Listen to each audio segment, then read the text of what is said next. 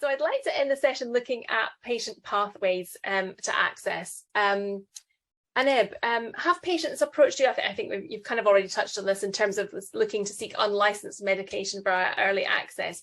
And how do you approach that discussion in terms of, as we've talked about, managing expectations? So how do you as a medical professional guide those conversations and work with them to come up with a solution to that? So I was approached by some patients or parents of patients. There's a drug in Germany which is not licensed in Europe, but it's licensed in the US, and it was imported via Sweden. It's not licensed in Sweden, and this went well for some time. The patients got the drug, and then at some stage, regulatory bodies in Germany, they recognized that this drug was not licensed in Sweden and was legally not allowed to be imported to Germany to the patients. And then all by a sudden, the supply chain stopped and the patients were without drug. And so this was quite a critical situation for the patients. So we then found out that there's some pharmacy in the Netherlands that produces it, that the pharmacist does it himself without any pharmaceutical company. And some people, or some patients, they took this drug, but for others it was not possible because they had to pay themselves and they couldn't afford it. And so this was quite a difficult situation, and we discussed it also with the pharmaceutical company who wanted to establish an agent in Germany, but this, of course, took some time. And then some patients were really desperate, and their parents wrote to the local newspaper. And then also the Ministry of Health in Lower Saxony, or county or state, they approached the parents and said that they didn't understand the problem. And so I went with them to the Ministry of Health, and they were quite receptive. And they said that there could be an exemption for a limited period of time until this issue of importing the drug is solved. And so the patients on a named patient basis, they were then allowed to import the drug again. And so we could bridge this period. But this was quite difficult for the families. Is that quite reflective of the type of hurdles that you would have to go through on a patient-by-patient basis, or would you say that generally the German health authorities are quite receptive to these programs? Well, I think by and large they're quite receptive, but this also depends on the local people. So this was an initiative of the Secretary of State, the local, who then contacted the patient groups. But this does not happen everywhere, and also not on the federal level.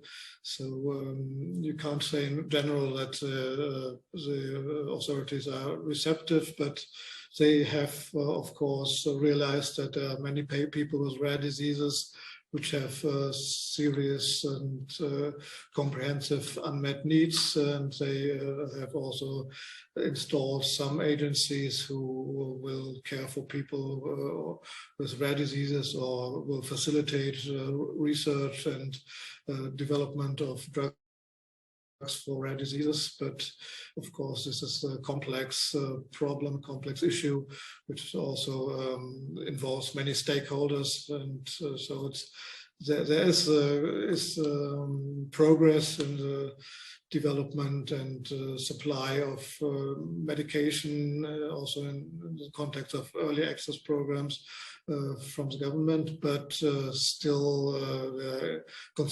considerable unmet needs which exist and do impede the use of early access programs. Yeah. And not without significant emotional toll for the families, really, that kind of journey of it's happening, it's not happening, having to fight for it. That's a real emotional process to go through, isn't it? That uncertainty. Yes. Like that. Yeah, absolutely. And Dawn, based on your experience, is that sort of typical geographically, would you say that countries' authorities are usually willing to work with physicians in this way to secure access for individual patients? In my experience, I would say yes, most are willing to work with physicians on this type of program, this type of access. And for the most part, I would say most of these competent authorities will understand the sense of urgency as well, depending on the indication that is being evaluated and the drug that needs to be used, and will do their best to try to facilitate and expedite process where they can. Some countries are very rigid. I am, and to the emotional roller coaster, we have had some experiences where it's taken 18 months to 2 years before an approval would come through for access. But you don't give up. That goes back to the ethics question. You don't give up. And so you keep doing what you can, but a lot of it as well, and I find depends on that healthcare physician who is willing to continue to have that conversation and keep approaching their authority, their regulatory body, and I think Dave and Roberto said, keep approaching them, and that can be tiring and emotional as well for the HCP, the healthcare professional who's involved, and so you have to keep encouraging them. Offer, and as a company, offering your medical team to be able to answer questions for that competent authority, for that regulatory agencies, because yes, we're here, that continuous support. And I've experienced that the agencies, wherever they may be, are willing to talk and ask questions as well, because they know that door is open. No, but yeah, encouraging at least. If we consider the lived experience, Roberta, and it talked there about people having to go to the press and kind of having to fight that fight, but what have you seen rare disease patients and caregivers have to do to be able to do this? What lengths and strengths are they going to achieve this? There is such a spectrum of desperation, and I've seen so many different types. Just working in the medical field alone, I recall a patient who had a rare skin condition, traveled outside of the country to get a cream that was not available in the US. And when they were no longer able to travel, they purchased every ingredient on that cream to make it themselves. And that can be very dangerous in terms of what we see now in our rare disease community in the drug development process, not yet reaching certain countries. Of course, there's always people wanting to travel out to try to bring it back. There's sometimes limited quantity that they could bring back, or they're not able to at all. This also extends out into their friends and family in other countries that perhaps they could get it sent to them. We have seen long chains of people try to connect through different countries. A friend of a friend of a friend has picked up a medication at a pharmacy and tried to get it to the border for each one. But we've also seen a lot of attempts at smuggling. We have a lot of that throughout South America, for example. Patients are desperate and they will travel to another country and try to smuggle that in. But we also see people trying to come into other countries illegally to get it. Emotionally, people are losing their homes, their livelihoods, in order to pay for medications that they would not be able to afford otherwise if their insurance is covering them, which we see quite often. The affordability is just crazy. There are gougers as well, but when the family is just so consumed with grief and desperation, sometimes they cannot go to work themselves. It emotionally stunts them. But then you have others who sell everything. They sell their homes, their cars, everything they have and will move in with another family in order to try to keep their child or their family member on a drug that they don't know if they'll have the next day. It really runs the gamut with effort, different types of effort, and different dangerous, sometimes attempts at accessing the drug. It's very sad. And we just try to do whatever we can as an organization to make sure they can see their options with a company. I think it's well documented, and we probably are all familiar with those stories of people having huge financial impact selling homes. But actually, that's quite shocking to me to hear. And it's the first time I've heard that verbalized, families actually having to criminalize themselves in a desperate attempt to access medication. I think that's quite a leveling thought, isn't it? You know, it's horrific enough to lose your job and to things, but to actually feel that desperate that, you know, otherwise law-abiding citizens would feel that that's their only route. You know, that's a really stark thing. To them, the benefit outweighs the risk. Yeah, of course. Yeah, absolutely. Certainly a very stark thing to dwell on there. In terms of appreciation of the pathways and the routes, do you feel that patients with rare diseases understand that? Do they know how to get onto these pathways? Obviously, in your community, they're very well informed, but do you think that's typical, or do you think there are lots of people that just don't know how to get into this process?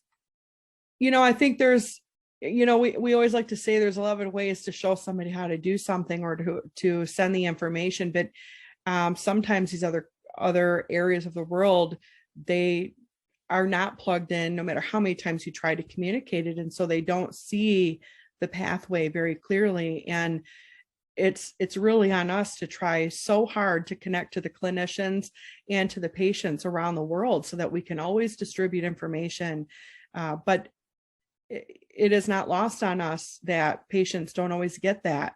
And so if they don't even know that there is a pathway, they may be, you know, criminalizing themselves without need. There may be opportunity and they just don't know it, and they don't know where to look.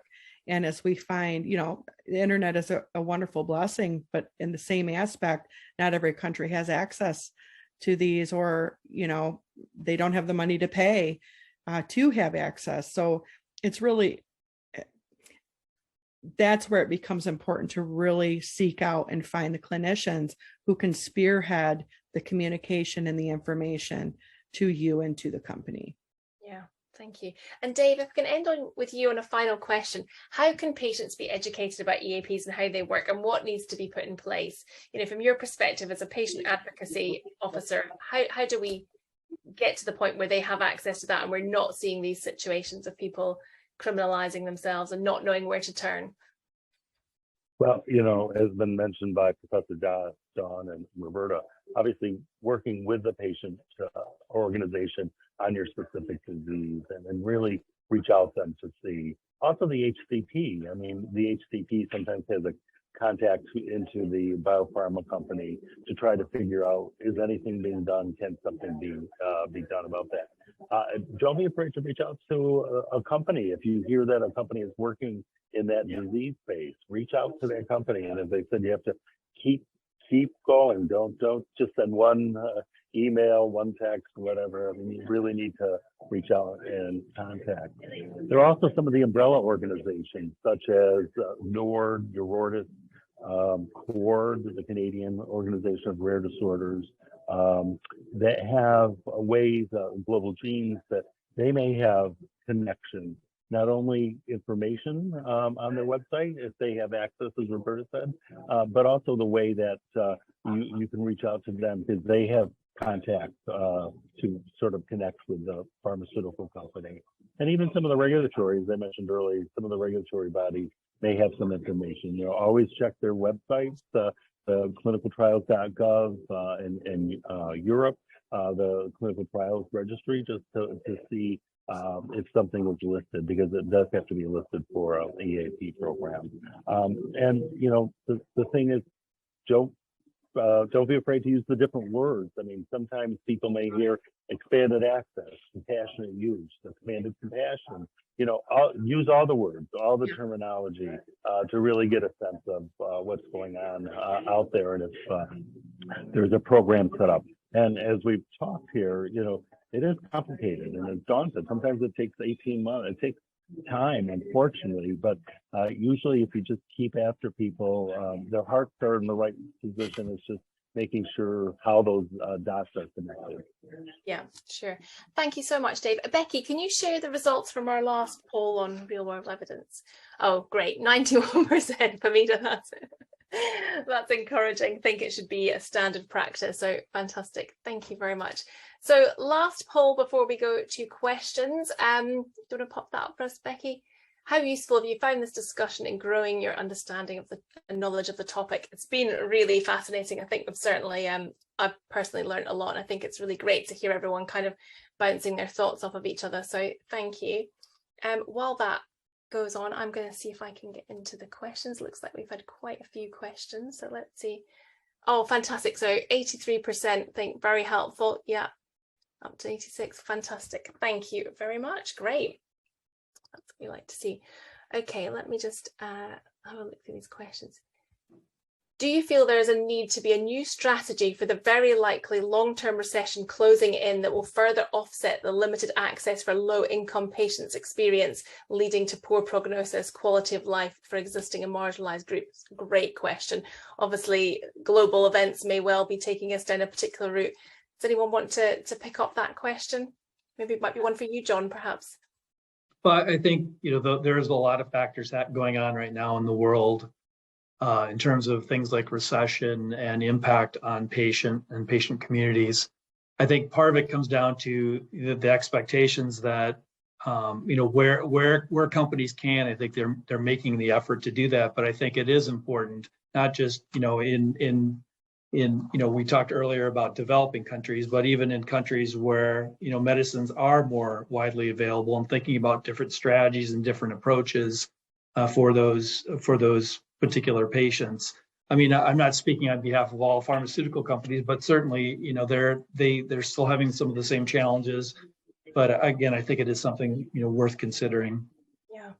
Can I add to that, as far as patient advocacy organizations, we have the ability to create wonderful programs that can help in this situation. That's financial assistance, that's holiday programs, that's college scholarships.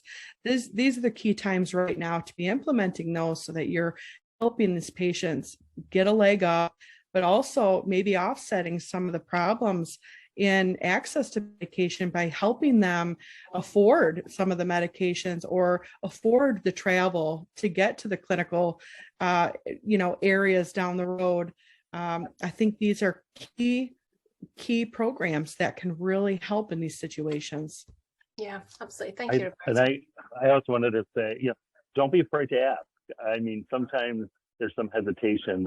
Obviously, in the rare disease world, you find that people are afraid to ask, which is fabulous. But don't be afraid to ask. Ask all the different entities that I mentioned earlier, because there are, everybody's trying to figure out a way. How can this happen? How can we get the medication, get the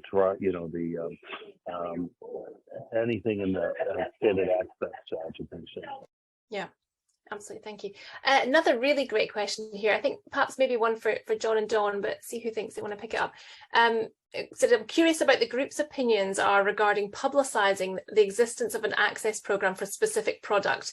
It seems in the best interest of patients and physicians to know about such programmes, but companies and some regulators view publicising programmes as a promotion of an unhappy therapy. So unapproved therapy, I should say, promotion of unapproved therapy. No, and it is one of those that it's one of those actions that does sit in the gray zone. You are compliantly able to post that you do have a program. And I have seen it where companies have put out an appropriate documented press release announcing we have opened an expanded access program for such and such drug. But keep it very simple. It's just an announcement. And there is nothing wrong with that, because you are allowed to announce that you have your programs. That is kind of the fundamental backbone to the whole 21st Century Cures, is let them know you have a program. to the second point of that question, the recruiting, yes. What you don't want to post is, this is all the medical criteria. This is exactly what we're looking for. This is what we couldn't see in the trials, so bring your patients over. That's not what expanded access is about. Again, it's not research, but posting the fact that there is a program that your company is supporting and you are open to accepting requests or applications is something I think is beneficial, not to the company, but beneficial to the patient community, the healthcare community. Yeah, and to echo that comment, I mean, and Dawn mentioned 21st Century Cures Act. The FDA specifically requires that companies post their EAPs on clinicaltrials.gov because they didn't want to be in a position where they felt like you had to know somebody at the company to be able to get access. They want everybody to know the same information. And so it's really about, appropriate and compliant awareness building about, these programs. And, there are different pathways. Dawn mentioned the website or, information on the website, clinicaltrials.gov. There's other tactics too, but yeah, it's definitely important to figure out ways so that patients will know.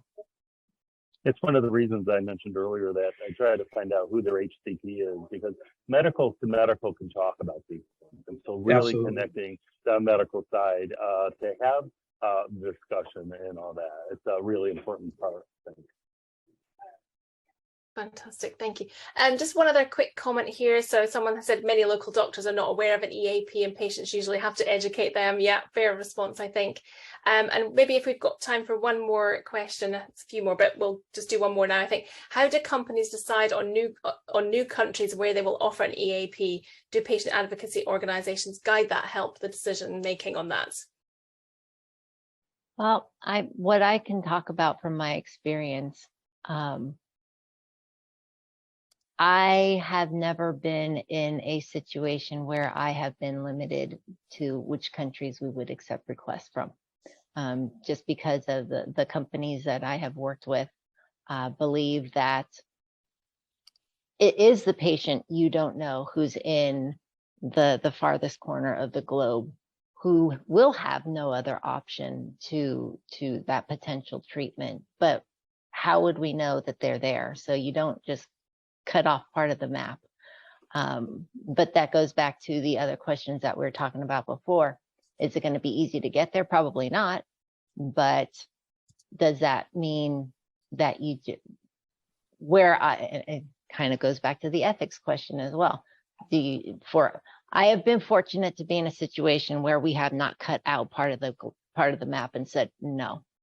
But I don't know if any of our other panelists have other experiences. No, I agree. The companies that I've worked for, I mean, again, as the requests come in, and that's why it's essential that the medical talk to medical and really try to figure out how we can do it. I mean, we've had instances of Lebanon, and then when they had that explosion, they tried to work through and how, but it's all left on the medical to medical discussion. So, yeah. And sometimes we've seen certainly in the different companies that I've worked with over the years where companies, there may be limited drug supply. So they may, for instance, limit to, and have certain waves based on tied to commercial launches and, when they will have the drug supply available. And so there are different approaches that different companies would take, but it really is, comes down to the company's needs and what's happening there. Yeah. Great. Some fantastic questions there. There are a few more, but we will endeavour to deal with those afterwards and circulate responses. Just mindful of time and trying to keep to time. I'd really like to give a sincere thanks to all of our panellists today. I found that such an interesting conversation. So big thank you to John, to Dave, to Anib, Famida, Dawn and Roberta, and to Tanner Pharma, of course, for partnering with us to facilitate this really important conversation. Thank you so much to everyone for listening and bringing those really great, insightful questions. I hope you've enjoyed it as much as we have. And as I said, we will feed back responses to those outstanding questions. Becky, I think, is going to perhaps share a slide with some contact details at the end. So please feel free to contact us if you've got any feedback or further questions. And thank you very much to everybody and enjoy the rest of your day. Thank you, Nicola. Thank you. Thank you. Take care. Bye-bye.